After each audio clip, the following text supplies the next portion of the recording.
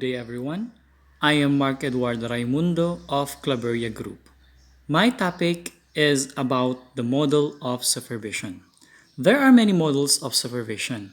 What I'm going to discuss to you is the most common model of supervision. But before I present the different types of supervision, may I give the meaning of supervision. Supervision has different meaning. It depends on to whom you're going to emphasize with. So, what is supervision?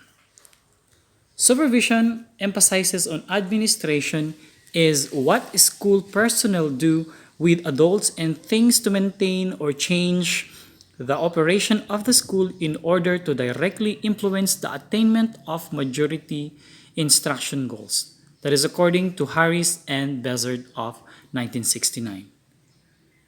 Emphasizes on instruction. Supervision of instruction is directed toward both maintaining and improving the teaching learning process of the school. That is according to Harris in 1975. Another is emphasis on leadership. Supervision in teaching is the teacher show to teach and the professional leadership how to reformulate public education, more specifically its curriculum, its teaching, and its form. That is according to Musher and Purple in 1972. So those are the different meaning of supervision according to its emphasis. And now let us proceed to what is the model of supervision. According to Nuwago in 1980, he viewed supervision as a process of stimulating growth and a means of helping teachers to help themselves.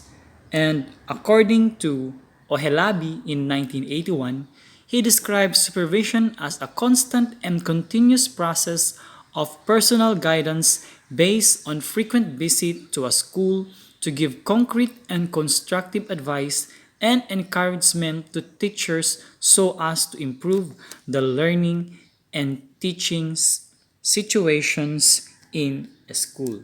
That is the model of supervision. And now, may I present to you the different models of supervision. There are three models of supervision. These are the developmental model, integrated model, and oriented specific model.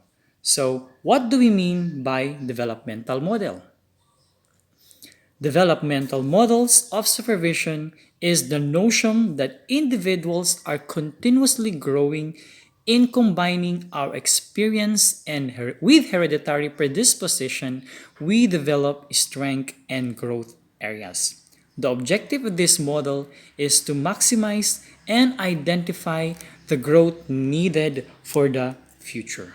From the word develop, it means that this model emphasizes on the process of developing or continuous growth of individuals' strength through experience so that in the future instances we will know what we needed.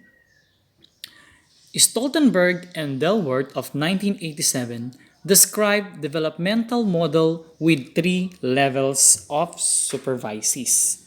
And what are these levels of supervises? These are beginner, intermediate, and expert.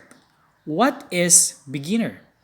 Beginning supervisee would find them relatively dependent on the supervisor to diagnose, understand, explain client behaviors and attitudes, and establish plans for intervention. In this level of supervision, the supervisee is newbie or first timer. He is lack of experience because it was stated that supervisees would find them relatively dependent on the supervisors to diagnose, understand, explain client behaviors and attitudes, and establish plans for intervention. And now let us proceed to next level, which is the intermediate level. Intermediate supervisees would depend on supervisor for an understanding of difficult clients but would cafe add suggestions about others. Resistance, avoidance, or conflict is typical of this stage because supervisee self-concept is easily threatened. So in this level, intermediate at this level has experience but no cafe at suggestion means he is not that open-minded with suggestions and changes that may result to a conflict. At the last level, which is the advanced or expert level, advanced supervisee functions independently, seek consultant when appropriate, and feel responsible with their correct and incorrect decisions. In this level of supervisee,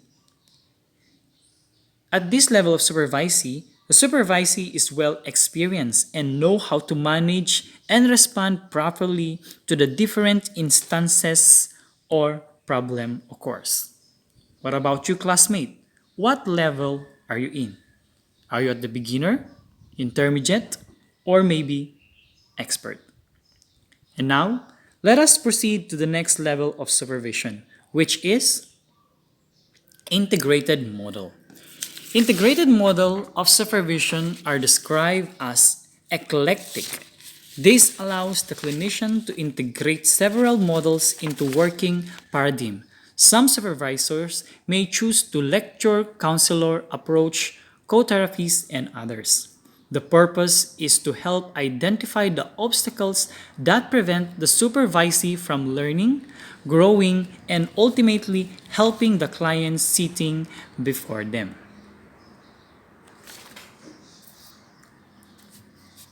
In this model, the word eclectic is used, which means integrated model of supervision is methods, beliefs, ideas, etc. that combine whatever seem the best or most useful things for many different areas or system rather than following a single system in order to identify what is suitable to supervision. The most common example of integrated model is the discrimination model. Discrimination model purports to be a theoretical. It combines an attention to three supervisory rules with three areas of focus. Supervisor may take on a role of teacher when they directly lecture, instruct, and inform the supervisee.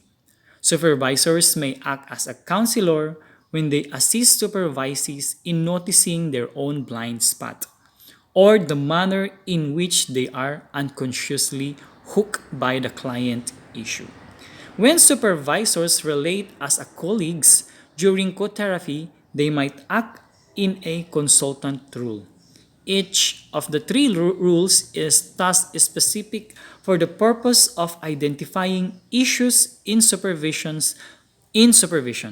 Supervisors must be sensitive toward an authentical reliance on dual relationships. For example, the purpose of adopting a counselor rule in supervision is the identification of unresolved issues clouding a thero- therapeutic relationship. If these issues require ongoing counseling, supervisees should pursue that work with their own therapist. The discrimination model also highlights three areas of focus of skills building, process, conceptualization, and personalization. Process issues examine how communication is conveyed. For example, is the supervisee reflecting the client emotion? Did the supervisee reframe the situation? Could the use of paradox help the clients to be less resistant? Conceptualization issues includes how well supervisees can explain their application of a specific theory to a particular case, how well they see the big picture, as well as what reasons supervisees may have for what to do next. Personalization issue pertain to counselor use of their persons in therapy in order that all involved are no defensively present in the relationship. For example, my usually body language might be intimidating to some clients or you might not notice your client is physically attracted to you.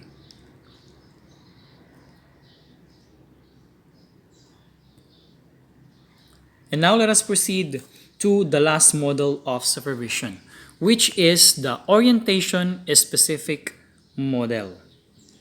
Counselors who adopt a particular brand of therapy oftentimes believe that the best supervision is analysis of practice of true adherence to the therapy. The situation is analogous to the sports enthusiast who believes that the best future coach would be person who excelled in the same sport at the high school, college, and professional level. In this model, it believes that the best supervision is analysis of practice for true act of doing something according to a particular rule, standard, agreement that helps someone feel better and grow stronger. For example, at your early age, you are good in basketball. As you go on, you became better in basketball until such you decided to focus on basketball because that the sport you are good at you're oriented and specifically into that and you are oriented specifically into that sport. Under orientation specific model is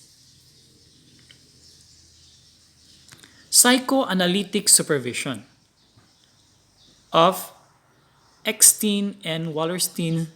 They cited in Ledick and Bernard in 1980. They described psychoanalytic supervision as occurring in stages. During the opening stage of supervisee, the supervisor eye each other for sign of expertise and weakness.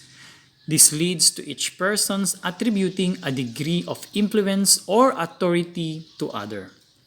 The mid stage is characterized by conflict, defensiveness, avoiding, or attacking. Resolution leads to a working stage for supervision.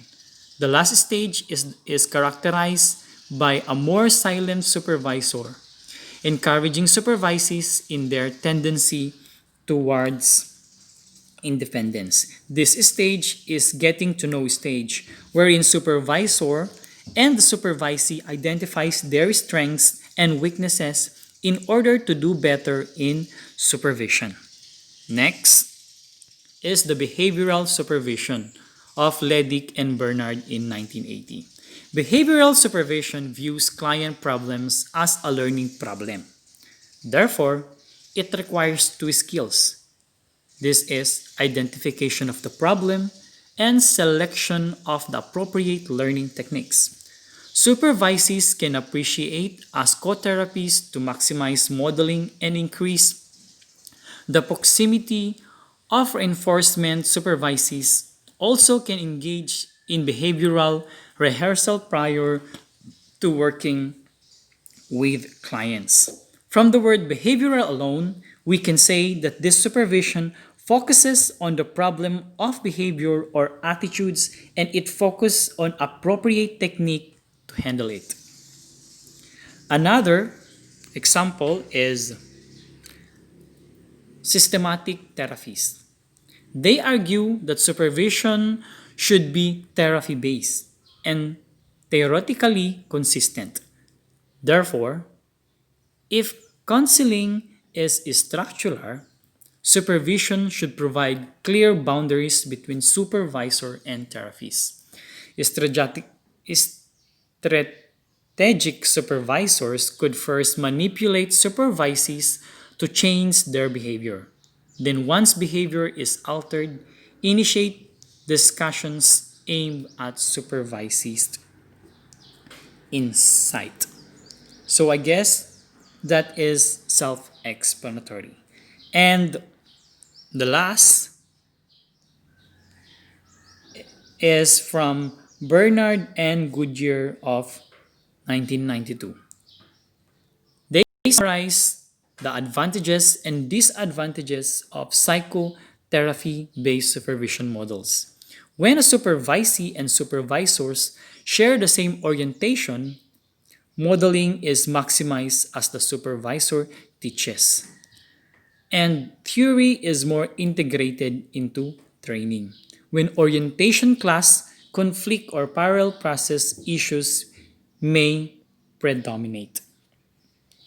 So, therefore, if the supervisor and supervisees agreed the result of supervision is good, but if they don't,